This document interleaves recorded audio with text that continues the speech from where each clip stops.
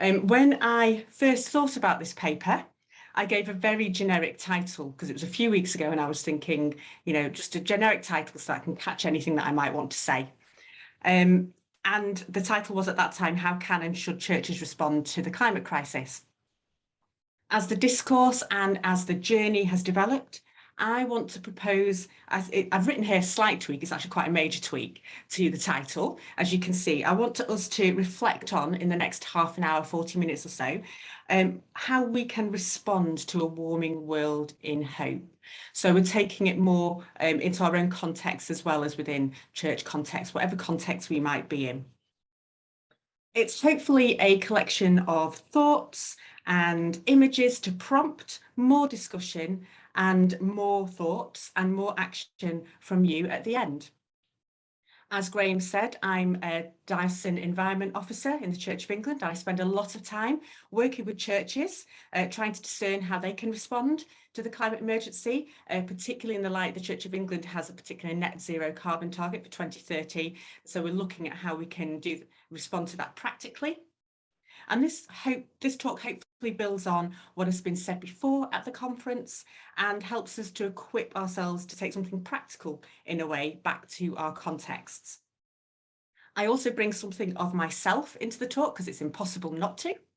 And so some of this is a personal reflection of my own, reflections on my own context, reflections as myself as a Diocesan Environment Officer, as a woman of Indian heritage, and also as a slightly weary climate campaigner.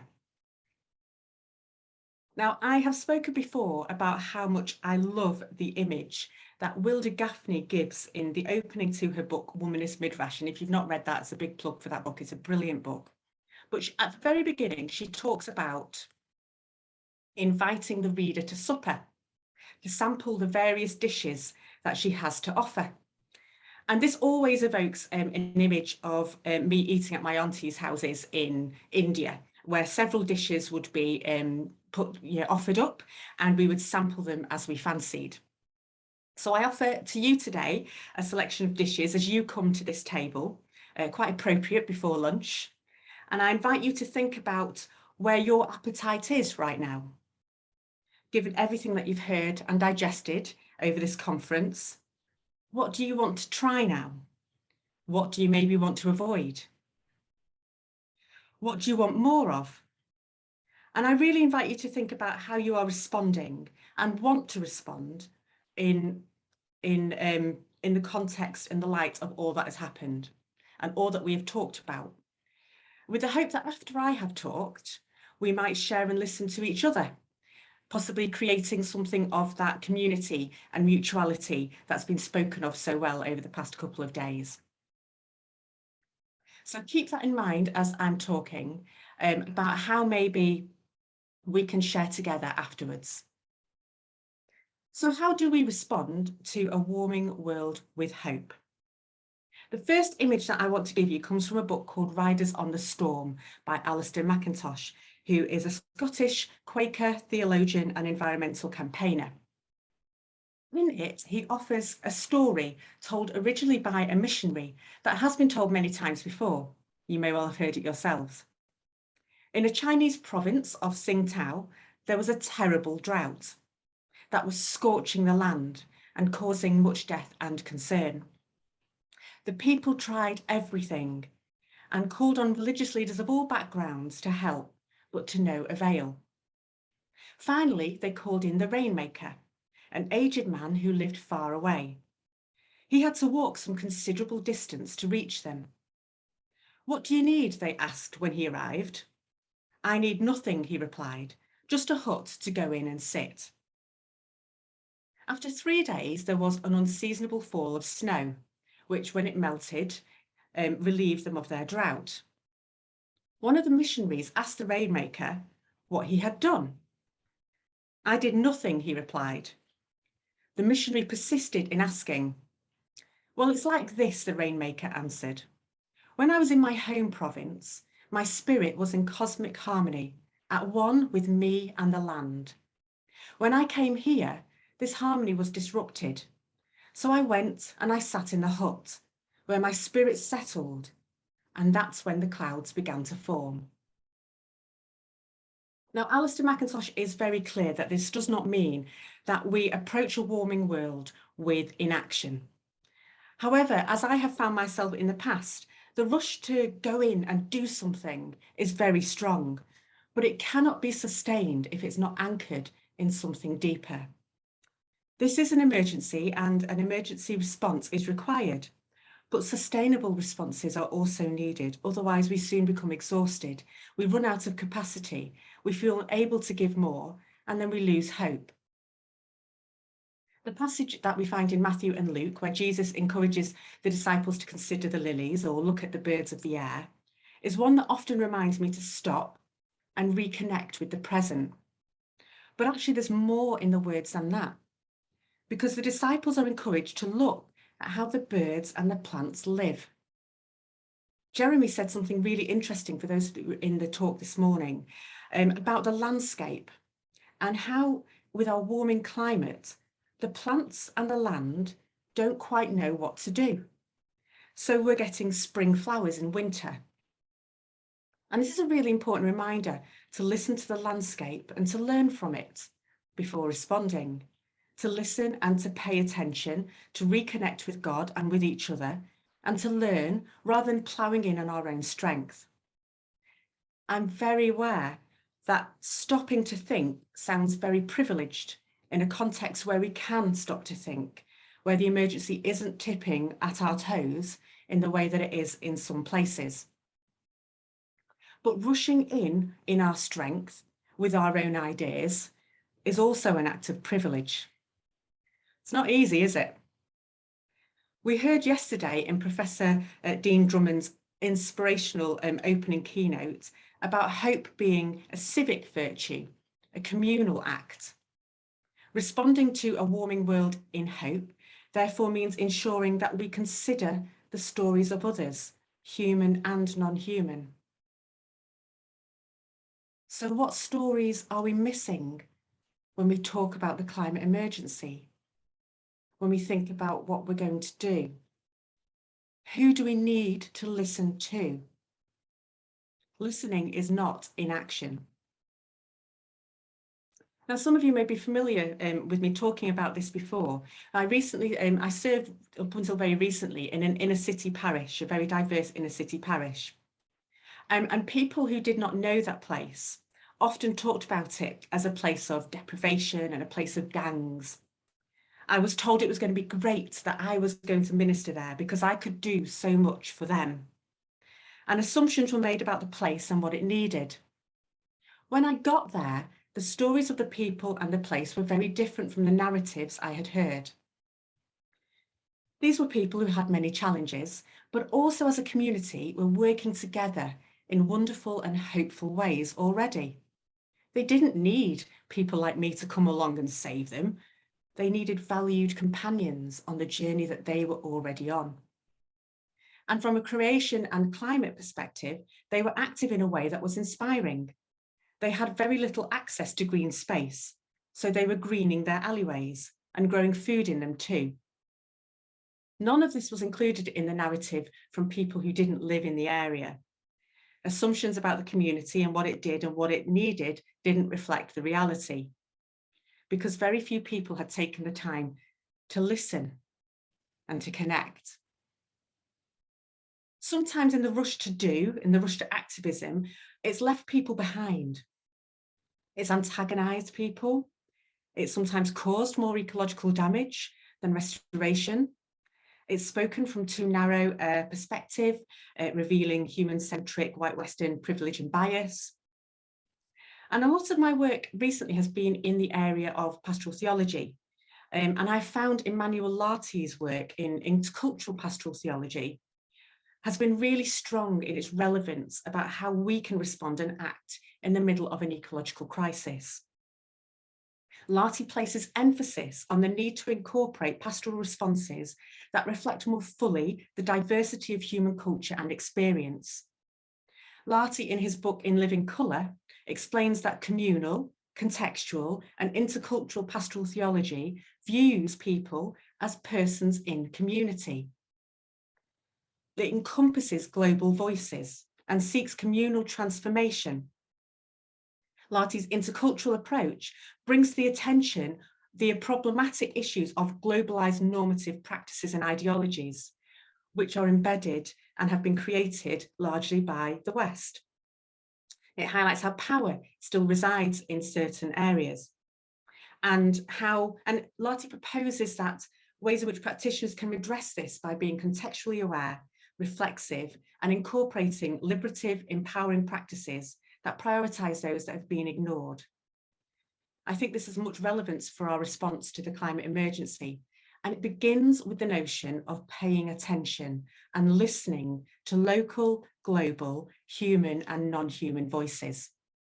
Again, Jeremy this morning articulated some of this really well. And alongside our active listening, I think there is a call for active humility in our responses too. I was hugely grateful to Reverend Isaac yesterday. I was in his workshop and he built on the initial keynote by reminding us that a communal response means listening to the past in order to develop the present to work towards a sustainable future. So my first dish of how to respond to a warming world in hope consists of taking time to listen, to notice, to include, and then to respond in a way that truly reflects the diversity of our locality, of our community, and of the planet, that hopefully is then ultimately communal and transformative. Dish number 2 is based on a postcard that I have on my wall, which has been created by a local artist, Steve Raw. It reads, "If the world were to fall to pieces tomorrow, I would still plant an apple tree today." These words have been attributed to Martin Luther, although this attribution is a little bit questionable. Yet the principle is something that I find really appealing. Planting a tree is an act of radical hope. It's an act that the planter may never themselves benefit from. It's an act that has a promise of a future not our own, to misquote Oscar Romero. It's an act of faith and meaning. It's an act of rebellion in a world that values instant results. And it's a communal act, something that will benefit many living creatures, both human and non-human. It's also a reminder to me that action brings hope. I hope I don't need to convince anybody here about the biblical and Christian calling to actively participate in the tending and caring of all creation. Professor Dean Drummond yesterday mentioned about how hope is not being passive, but living in hope means taking steps in this world now. Part of our calling into the mission of God, the Missio Dei, is to build up for the coming of the kingdom here on earth, to participate in God's active creation. The phrase, "your will be done on earth as it is in heaven," from the Lord's Prayer, is set in the present tense. God's will for us to tend creation is a present reality, an ongoing calling to participate in the Missio Dei. Christians are called to serve God here in the present. In the book of Revelation lies the reminder that God is continually present and active within creation. I am making all things new. And as God's image bearers, we're called to do the same. At this juncture, I'm going to bring in some of the voices that we've already heard again, which have really helped deepen my thinking over the past day or two. I really appreciated Hannah's call to us yesterday to recognise our creatureliness and be aware of its goodness. As image bearers of God now, our bodies are good and holy, and part of the issue with the changing climate has been our desire to be more, as Hannah reminded us yesterday, instead of seeing the goodness in ourselves. I also think that's relevant here to point out that sometimes the narrative can be to look forward to a time when the earth and bodies are renewed. And in this, somehow there's an implication that the earth and our bodies now are not good and are not worth cherishing. But if we go back to that first creation poem, we see how this is not true. And this can lead us to a path of, at best, inaction, and at worst, exploiting the earth and ourselves because it is not good and it'll be transformed anyway.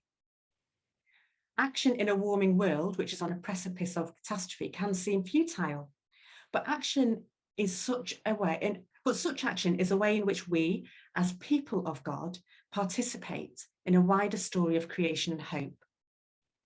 Action can mean many things. It can be practical action taken to reduce our carbon footprint, communal action that brings people together, such as the alley greening that we saw earlier, action which calls on people in power and leadership to use their power for the good of the world. Action helps us all to find meaning. One of the things that is increasingly prevalent in our society is the eco-anxiety and eco-grief that many people are feeling, this fear of environmental doom and this generalised sense that the ecological foundations are in a process of collapse. We see this particularly increasing in younger people. So quite a lot of research that shows how younger people are experiencing high levels of anxiety due to the climate and due to what's happening. And also this anxiety is sometimes increased further by the dissonance that they see in the leaders and the people in power who are saying one thing and yet doing another. It's important that we recognise that the severity and manifestation of eco-anxiety varies worldwide. Panu has written a fantastic paper there on the theology of eco-anxiety, and in it he very much recognises his position and context, which is in Finland. And we need to recognise our position and context, which is here in the UK, which is very different from the context of people in places of the global south, or places even within our own country, who are experiencing already the first-hand effects of the climate emergency. Those with the least resources and the most vulnerable feel this the greatest. And eco-anxiety is related to these big questions of what the meaning of life is. Is there anything more to this? So how can we respond? One of the things that we need to remember is anxiety. Again, we come back to this idea of this vision of community and communal responses. Anxiety, if it's experienced on its if somebody's experienced anxiety by themselves and they feel like they're a lone voice, their anxiety will increase because they feel like they're alone. There's nobody else feeling this. So one of the first things we can do is acknowledge that this exists and speak about it. Because in doing that, we create that community and that solidarity, and that we voice something that other people are probably already thinking. Glenn Albrecht has done some great work on naming some emotions that we may be feeling at the moment, and his book Earth Emotions really outlines in detail some of these new words that he is exploring that help us to explain some of the feelings that we may now have. Solastalgia is referred to as sort of like a homesickness for the land that we have now that is changing. Terra fury is this earth fury, is anger that we may feel. Topoaversion was particularly relevant to the context that I was in previously, where we had a lot of people that came from places in Nigeria and India who were then worried and almost not wanting to go back to their homes for fear of how their homes might have changed as a result of the climate. Such language affirms and validates what people may be feeling but have been unable to articulate. We can also respond by engaging in meaningful acts of hope and restoration, acts that give us a sense of connection with ourselves, with each other, with the earth, and with creation. What I'm going to do now is just show you some ideas of some things that I've done in my context, just to give you some ideas, and maybe, you can, as I've already said, we can share together our ideas afterwards. Well, I work in churches, and churches are often spaces in communities, and spaces in communities that can be used for community use are actually quite rare these days. And so one of the things that I was very conscious of is how can we use the spaces that we have to really engage and gather and respond to the climate emergency as a community. And one of the things that we started doing was something called an Eco-Fest, where we opened the doors of our church to anybody in the community who wanted to talk about what they were doing, share what they were doing, and hopefully bring together people from all different aspects of community to talk about this and to stand in solidarity with each other. I'm going to show you this video now. I always cringe when I show this video because it's got images of me in it and I think it's a bit self-promotion, but try and see past that and hopefully just see it as maybe one example of the ways in which we can respond if we have church spaces to the climate crisis.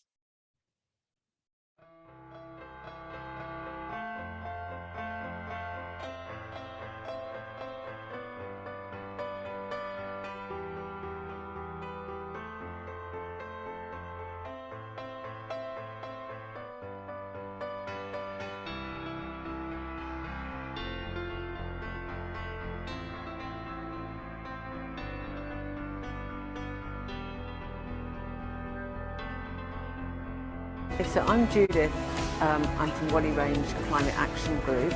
We are doing a bit of an experiment today, which is we're asking people to try and think about what a climate-safe future Wally Range might be like. One where we're no longer burning fossil fuels. It's really interesting. We've been talking about what we would see as a vision for Wiley Range in a climate-safe future. This is the good fight that needs to be fought now. Eco, sustainability, climate change. It's very much in people's minds that we need to be aware of our impact.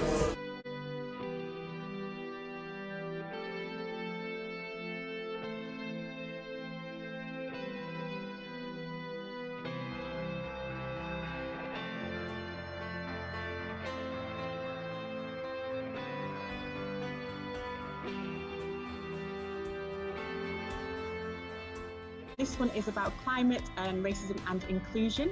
Yeah, so I'm here really to talk to you about why you might choose veganism if We are having a conversation now all about cycling.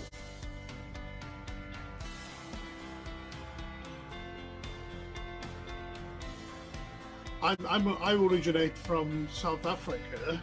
I've lived in this country now for the last 20 years, and of course in the South, the global South, I've seen firsthand the impact of climate change and with the devastating floods and droughts. It is a social, racial justice issue. Thinking about our environment, our clean air, the safety of our streets is something that local residents can do something about.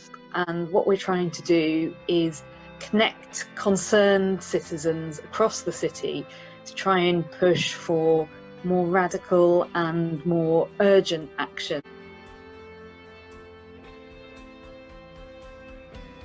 But yeah, I definitely find that my faith and the way that I connect with God, the way that I express who I am and my spirituality is really impacted when I'm out there on a bike.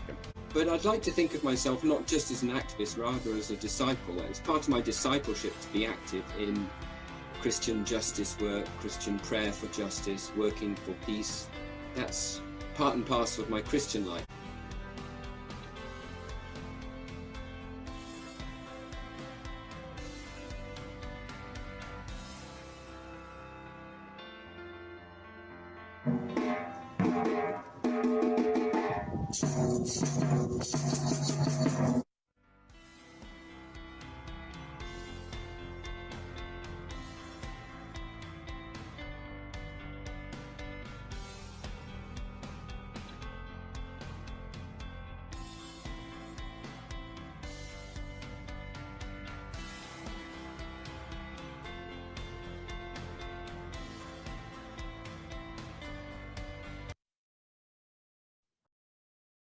So you get the idea with that. And it's just one example of how we can bring people together and together respond in a hopeful way, in a way that really hopefully brings people in that kind of community and that mutuality that we've been talking about.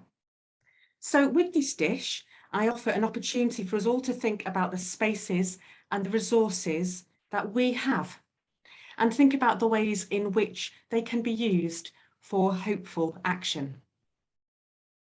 The final dish that I offer you today is, as a response to a warming world, is actually one of death and loss and grief.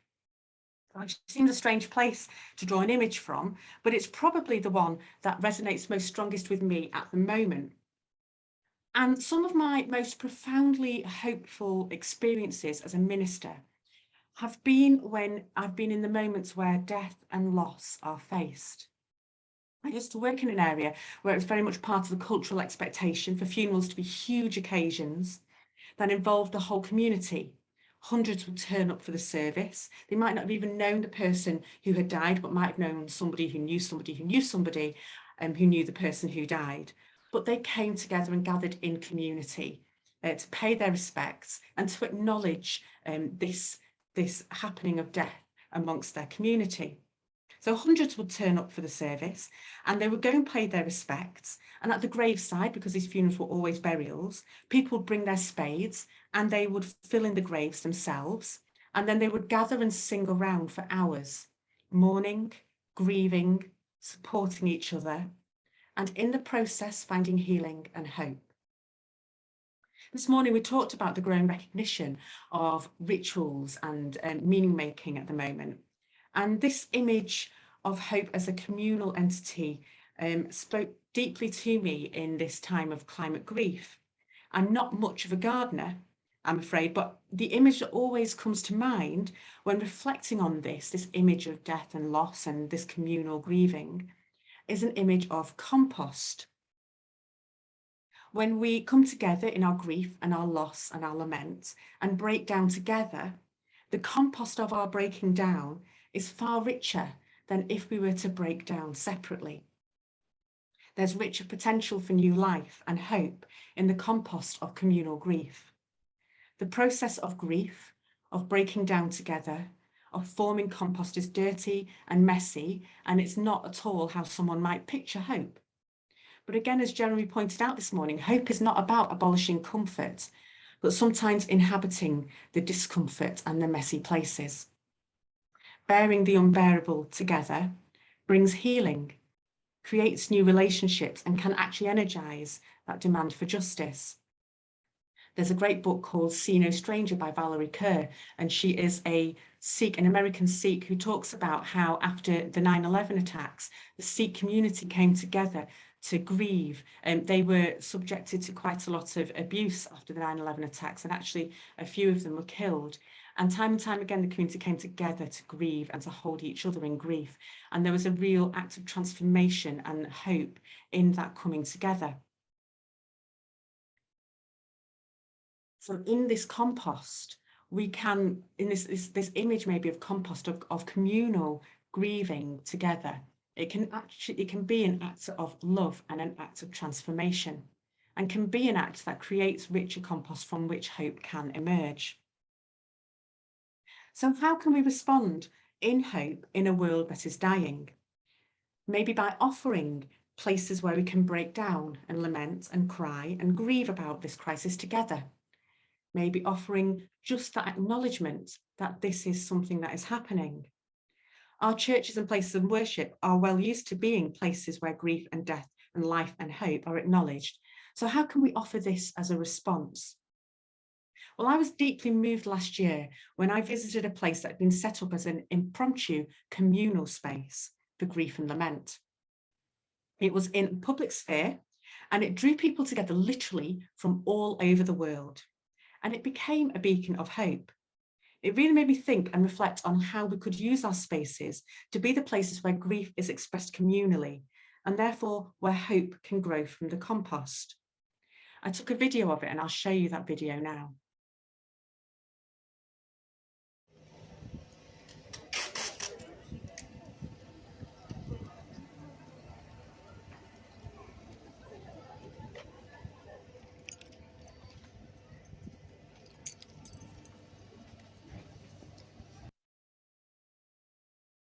So for those of you who don't recognise it, this is the Rashford mural. And it became a place last year after the horrendous racism that followed the Euros, where people came to express their grief, their sadness, put notes of solidarity, and therefore generate a place in this public sphere that had a deep sense of community and hope. And this really got me thinking about how we can in our responses to the warming world, offer spaces, that offer places where we can grieve and lament, that then can become transformed into places of hope. So this concludes my dishes for the day. From rainmakers to apple trees to murals of footballers, there's a lot to digest. And you may think of other dishes that could complement the meal. What I hope this does, though, is help us to consider how, in our contexts, we respond to the warming world in hope. This is usually a time, I'll stop sharing the screen in a minute, and it's usually a time for question and responses.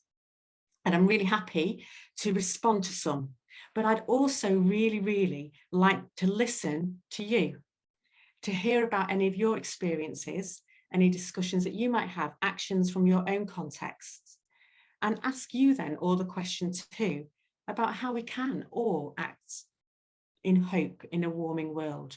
What can we all do? I'd really like to hear what you have to say too.